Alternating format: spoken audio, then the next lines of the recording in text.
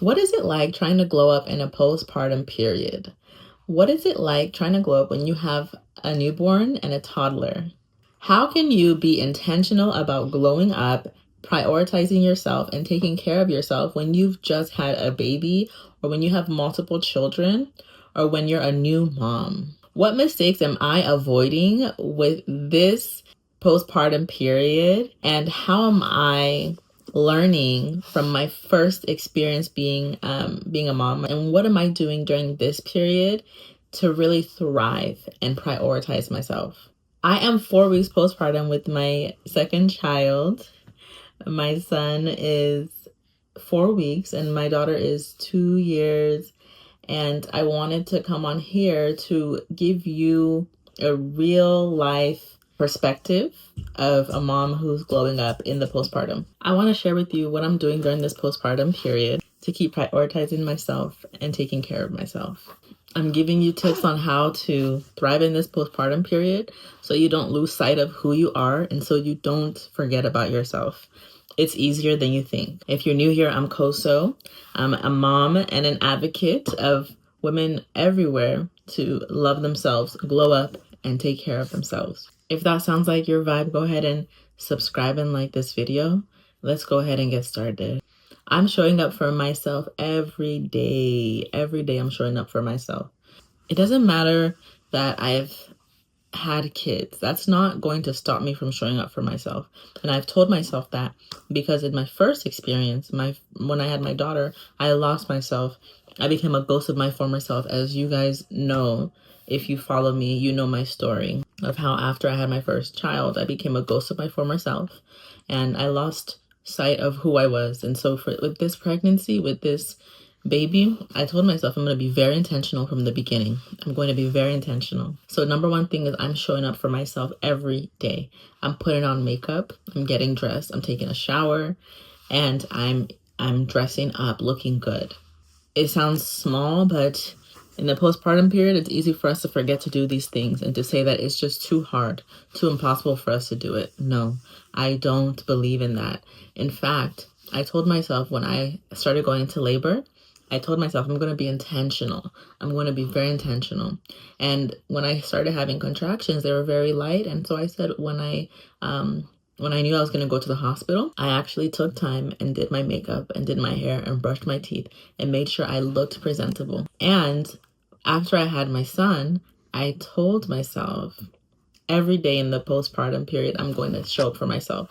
So I took a shower the first day postpartum, put on makeup, looked presentable, and put on perfume. And let me tell you, it changed how I felt about myself. Yes, people treated me very well, very, very well as well. But my primary thing is that it changed how I felt. I felt great. I felt empowered. I felt happy. It changed how I felt about myself. And I encourage you to do this every day. Every day.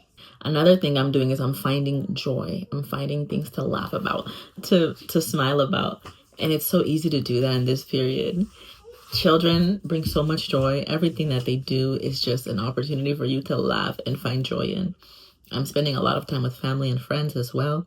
And this just helps me feel so strong. It's like a moral resolve. And I can't stress it enough how important it is for you to find joy and do things that make you happy in this postpartum period. Have special moments. Like, for example, decorating Christmas decorations with my daughter was so special. She loved it. She enjoyed it. And that was such a nice experience to have.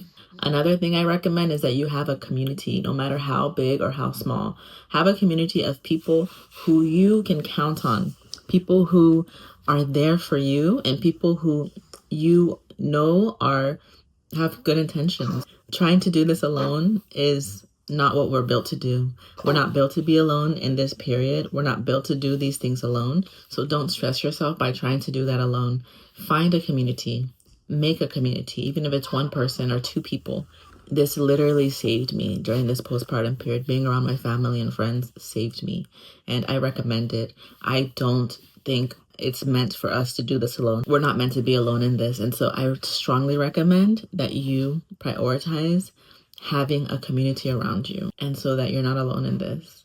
In addition to your partner, of course, Partners are a great support, but you cannot rely on that partner for everything. You're going to need to spend some time away from that partner so that you can also feel like you're a person outside of the house. And that's another thing I recommend, is having time alone for yourself, time alone, so that you, even if it's 1 minute, 5 minutes, having a little bit of time for yourself is really a game changer. Having positive perspectives and gratitude will keep you feeling and knowing the good that's in your life, seeing the good, seeing opportunities, not disappointments, seeing things as learning experiences, seeing things that as growing opportunities. That will really take you far. Every day is an opportunity to learn and grow.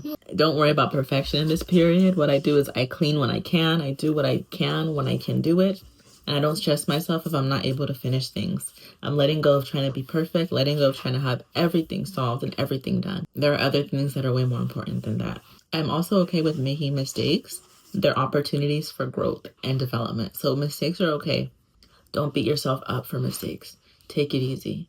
Take it easy. I also, in this period, I'm doing things that I love. I'm watching movies, nostalgic movies, watching old school stuff. Like Toy Story has been on repeat here, and my daughter has experienced that for the first time, and we love it. We just love watching that movie, watching other nostalgic movies together. I love listening to music, listening to songs, dancing. I mean, my pregnancy towards the end, I was getting really tired and exhausted, and I didn't have a lot of energy for this. I didn't have a lot of, I guess, that mindset of like prioritizing this part of my life. It was harder to do it at the end of my pregnancy. And so now it's like I have this boost of energy, and I have so much interest in doing all these things. And so I'm taking advantage of it. I'm listening to songs. I'm having fun, having dance parties. And each day I'm getting stronger and stronger. I like to get outside, get some fresh air, spend time at the park with my daughter, run errands together. Every little moment is so important, and I find ways to do what I love every day. Another thing that I do is I have small routines that I do every day, and this helps to keep me accountable. For example, I make my bed when I wake up, so that bed is made, and that's a routine that I do just to encourage myself to stay up out of the bed, right? Not to get back in the bed, and to have a nice put together space. I clean my space daily, and this doesn't mean that I'm doing a deep clean every day. This means that at the very least, I'm putting things back. I'm organizing. I'm making the place look better than when I was done using it. So improving the space, getting it closer to looking like more pristine, but it's not perfection. I'm not doing a deep clean. I'm not doing all that. Sometimes I'm vacuuming. Sometimes I'm just organizing. Sometimes I'm wiping things down and spraying them down. It's not every day. It's just whenever I have the energy to do it. But every day I'm doing something. It's not every day that I'm doing the deep clean, and it's not every day that I'm doing all these, things, but at least every day I'm organizing my space and trying to keep it as neat as I can. I'm also staying on top of my skincare, my oral care, my hair care, right? And these are not extreme. This is just having a simple skincare routine. And if you're interested in my skincare routine, I'm gonna link it right here so that you can take a look at my video on my skincare routine. And also having my simple hair care routine as well. So it's achievable. I'm not making these huge trips to the salon on a weekly basis and all these things. I'm making it easy for me to manage at home. Oral care, brush your teeth morning and night, use mouthwash, use floss. Simple, but so important for you to feel fresh and clean. Another thing I want to recommend is to make adjustments and be flexible. Adjustments and flexibility are the hallmark of this time period. Make adjustments, be flexible. During this time, you're not a robot and you're not rigid. Be flexible.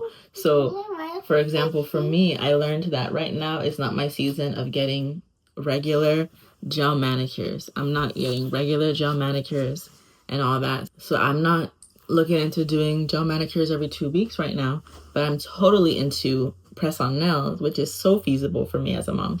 I'm still having the pedicures though, but those last way longer.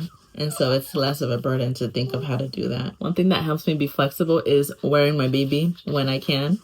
This helps a lot so that I'm able to have my hands free and achieve a little bit more than I would if I'm carrying my baby with my arm. I'm still doing that sometimes, but wearing my baby has definitely been a game changer. So I recommend that as well. And also it helps you guys bond and helps the baby sleep and rest. And I can do things like put on my makeup while I'm wearing the baby, eat food, clean, cook, whatever. So I recommend that as well. I'm going to link the baby wrap that I'm using in the description below. This one's amazing. It's phenomenal. I recommend it. Nap time is a golden time. That's my final tip. Nap time is a golden time. And I'm getting more and more well-versed on how to maximize nap time the most that I can. And that's like your golden time because your baby's sleeping.